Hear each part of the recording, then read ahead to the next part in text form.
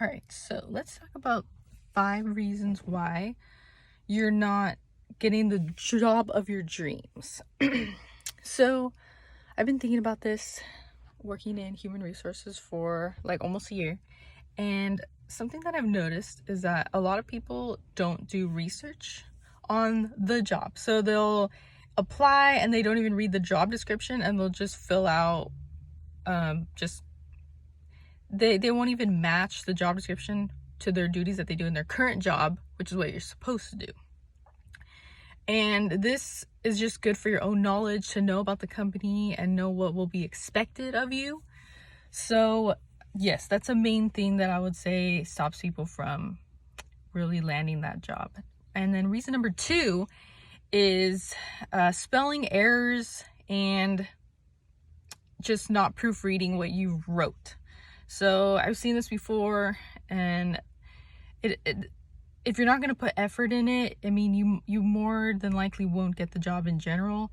If you really want something, and that just goes for in general, if you really want something, you're going to work for it and you're going to put your 100% effort.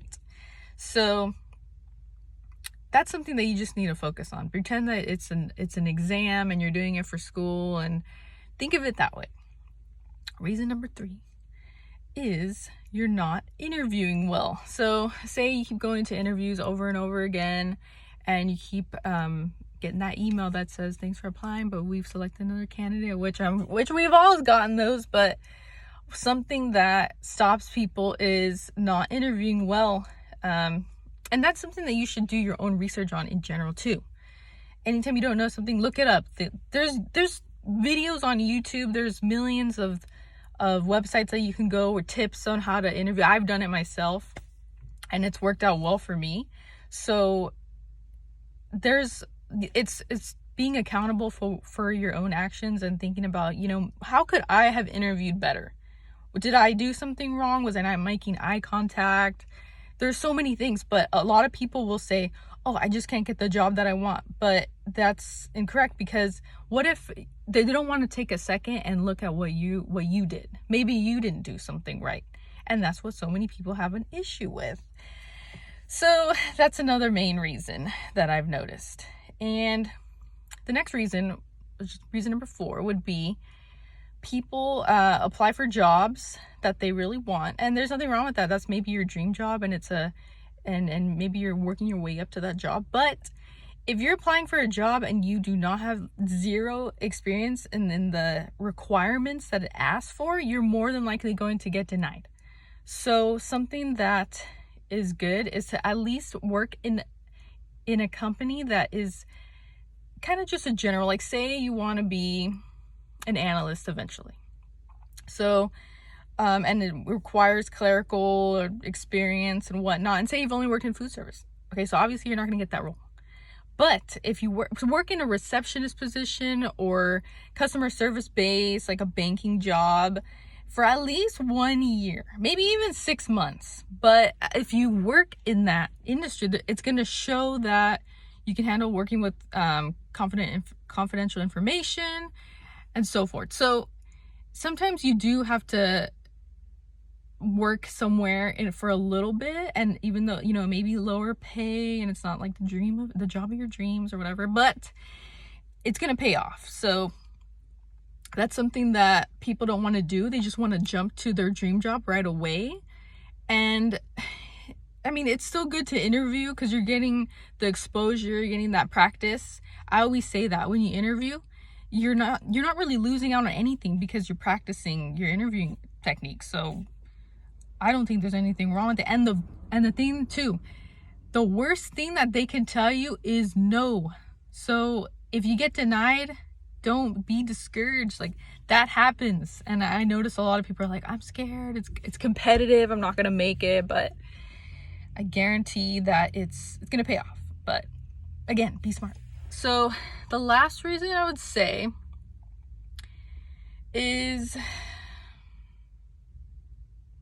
well, I guess it could just be a personal thing. So maybe you're not actually applying for jobs. Maybe you'll apply for one and you won't follow up. So I would say follow up is a big thing. So sometimes companies will email you and reach out to you and say, hello, you know, we've reviewed your application, we want to contact you for an interview. But if you're not actually following up with them and you're waiting like 5 days to respond, they're not going to want to contact you. And people say, oh, well, I didn't see the email, or oh, I didn't answer the phone, or oh, I was working. If you were working, you know what you do if you really want a job? You get out of work, you go in the hallway, go in the bathroom, and you take the call. Okay? That's when you really want a job. You take that sacrifice. And a lot of people just don't want to take that sacrifice, or I don't know what it is, but that's something that you need to figure out. And that is the main thing. And people do not check their junk email. It drives me crazy, because sometimes those automatic emails that from the companies that they do, it's not usually a personal email. Sometimes they'll be like auto-generated. So it's going to go straight to your junk mail. Every day when you're applying for a job, check your junk mail and check your inbox every day. When I'm applying for jobs, just in general, and I've been doing this since I was still in college, and I would check my email every single day, like 10 times a day.